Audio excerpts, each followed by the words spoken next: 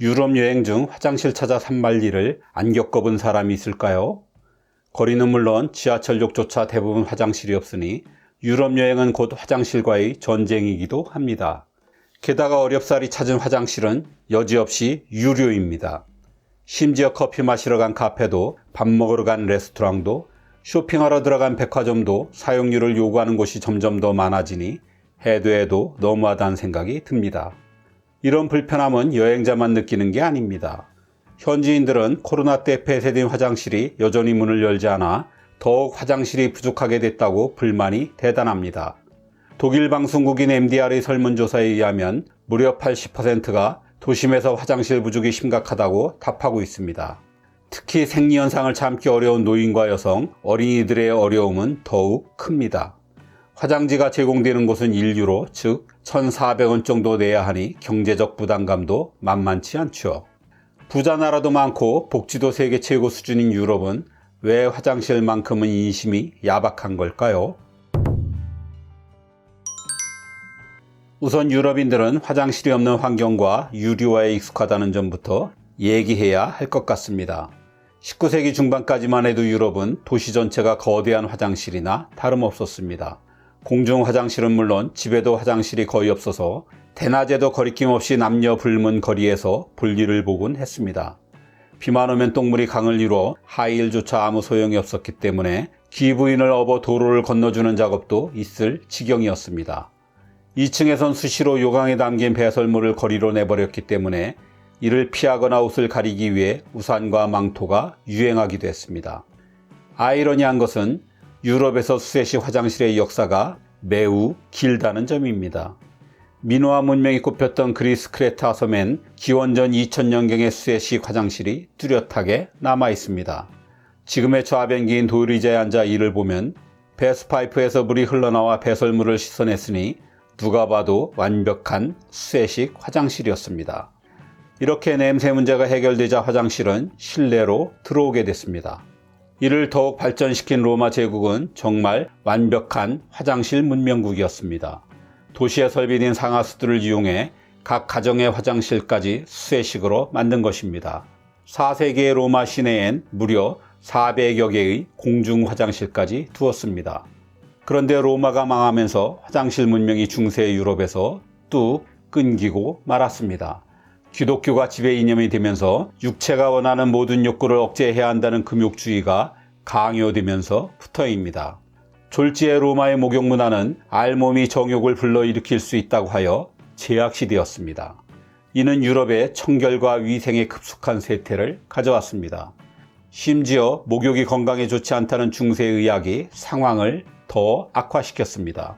이후 목욕을 멀리한 유럽인들의 몸에선 심한 악취를 풍겼고 이를 가리기 위해 향수가 나왔지만 매해 발생하는 전염병을 피할 수는 없었습니다. 유럽의 목욕이 없어지자 실내 화장실도 사라져갔습니다. 16세기 초의 종교혁명이 결정타였습니다. 구교와 신교 간의 일종의 선명성 경쟁이 벌어지면서 유럽인들은 몸에 물이 닿는 것조차 꺼리게 되었습니다. 그렇게 되면서 가정은 물론 궁전까지 화장실의 자취를 감추게 되었고 곧 유럽의 도시들은 오물천지가 되어갔습니다. 방이 700여 개나 있고 왕과 귀족 등 5천여 명이 모여 살던 프랑스의 베르사유 궁전에 화장실이 하나 없던 것도 이런 이유가 한몫했죠. 유럽의 화장실 유리화도 오래되었습니다. 서기 74년 로마는 잦은 전쟁과 콜로세움 건설 등으로 재정이 바닥났습니다. 이 위기를 넘기기 위해 고심하던 황제 베스파시아누스는 묘안을 하나 짜냈습니다. 공중 화장실의 사용료를 걷기로 한 것입니다. 동시에 황제는 화장실 외의 곳에서 볼일을 보는 사람에게는 벌금을 아주 무겁게 해 이중으로 세금을 걷었습니다. 이에 많은 로마인이 냄새나는 화장실 유료화는 황제답지 않은 처사라고 비난하자 돈은 냄새가 나지 않는다고 반박했습니다. 영어 토일렛도 화장실의 유리화에서 나온 단어입니다. 프랑스 파리에서 볼일이 급하면 사람들은 뚜아를 외쳤습니다. 그럼 망토를 두른 사람들이 나타나 큰 통을 내주는데 뚜알은 바로 프랑스어로 망토를 뜻했죠. 거기에 앉아 큰 일을 보는 동안 다른 사람이 보지 못하도록 이 망토로 가려졌습니다. 이 이동식 유류 화장실인 뚜알이 영국으로 넘어가 토일렛이 되었습니다. 화장실의 부재와 화장실의 유료화라는 오래된 이 두 가지를 배경으로 현실적인 갖가지 이유도 있습니다. 우선 건축물의 문제입니다. 유럽의 유서 깊은 도시들엔 200년 이상 된 건물들이 수두룩합니다. 골목은 보통 복잡하고 협소하죠. 무척 단단한 돌로 지어진 집들도 많습니다. 이 건물들은 대개 도시계획법과 건축관련법의 규제를 받습니다.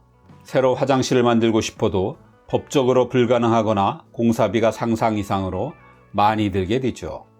게다가 물의 석회 성분이 파이프를 막기 때문에 배관 교체도 자주 해줘야 합니다. 화장실 유지 비용도 그만큼 많이 든다는 뜻입니다. 이런 이유로 도심의 화장실을 늘리는 게 어렵거나 비용을 충당하기 위해 유료화를 시행하게 됩니다. 어쩌면 우리도 서울이나 부산 한복판이 조선시대 건물로 가득했다면 화장실 부족 문제로 곤욕을 치렀을지도 모르겠습니다. 화장실에 대한 인식도 우리와 유럽은 대체로 다릅니다. 우리는 보통 화장실은 공공시설물로 생각합니다. 그러니 국민의 세금으로 만들고 운영하는 게 당연하다 여깁니다.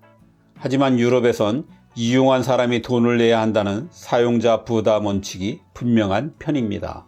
화장실을 깨끗하게 유지해선 돈을 내는 게 당연하다는 것입니다. 프랑스에선 돈도 받고 화장실을 관리하는 여성을 마담 삐삐라고 합니다. 대개는 기계식이지만 간혹 마담 삐삐가 보이면 그나마 화장실이 깨끗할 것이라 오히려 안심된다고 말하기도 합니다. 그리고 유럽에선 실제로 화장실이 하나의 비즈니스 아이템이기도 합니다. 특히 스페인의 대도시에선 민간업체가 화장실을 만들거나 운영, 관리하기도 합니다. 이런 곳은 상당히 깨끗하게 유지되지만 대신 요금이 꽤 비쌉니다. 유럽에선 화장실에 수도꼭지를 떼어가거나 세면대를 부수는 등 기물 파손도 자주 일어나 사설업체 관리가 점차 늘어나는 추세입니다. 최근 들어선 노숙자 증가가 화장실 증서를 막고 있다는 분석도 있습니다. 노숙자들이 화장실을 점거하고 더럽힐 것이 분명하므로 이런 공간을 애초에 만들지 않아야 한다는 것입니다. 공중 화장실이 마약을 하거나 거래 장소로 이용되거나 무엇보다 성범죄의 온상이 될지도 모른다는 두려움도 있습니다. 특히 개인업체나 일반 건물의 경우 선의로 화장실을 개방했다가 범죄가 일어날 경우 소송을 당할지 모른다는 두려움도 화장실 인심을 각박하게 만들고 있다고 말합니다. 이렇듯 유럽의 화장실이 부족한 것은 다양한 역사적, 사회적, 문화적, 현실적 이유들이 있습니다. 여행자들이야 스치듯 지나가면 그만이지만 현지인들은 매일매일을 고통받아야 합니다. 이유가 아무리 많다 한들 화장실 부족이 정말 해결하기 어려운 난제일까요? 그 많은 세금을 어디에 쓰길래 이런 원초적인 문제 하나 해결하지 못하는지 잘 이해가 되지 않습니다. 결국 대국민 서비스에 대한 의지의 문제라는 점과 함께 유럽은 서비스의 사막이라는 비아냥을 다시금 떠올리게 하는 것 같습니다.